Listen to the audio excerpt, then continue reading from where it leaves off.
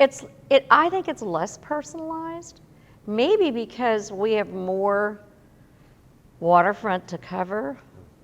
It used, and you know, no, local TV is still extremely personalized. It's you know, they have to have the confidence that any of your people can field produce anything for them today, because not only because so much is done on Zoom and so many interviews are done on Zoom, and you have to have someone there, a reporter can't be there, so your team person has to be there to make sure all the technical stuff is correct.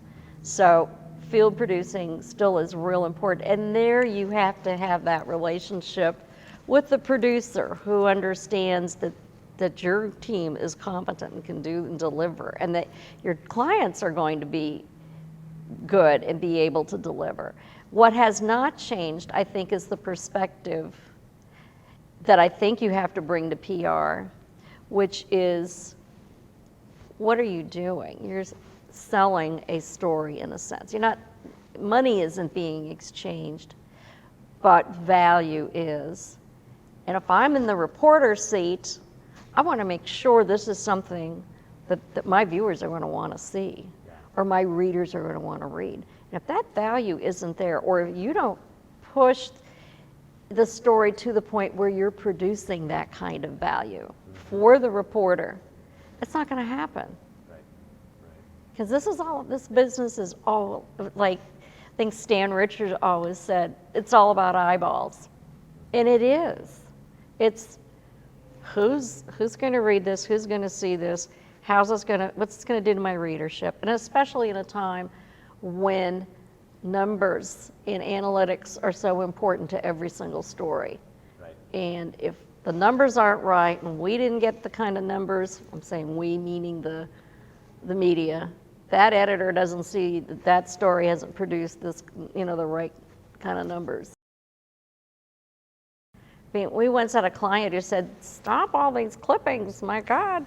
You got 4 million clippings on this one story. Well, yeah, because if a story runs, you know, or if it runs in a major thing like the New York Times, and then that's syndicated. Anytime, syndication was always a way to make that happen. Today, yeah, I mean, we just had a client last week who had a very simple story with a Waco publication. The thing went nationwide. Yeah.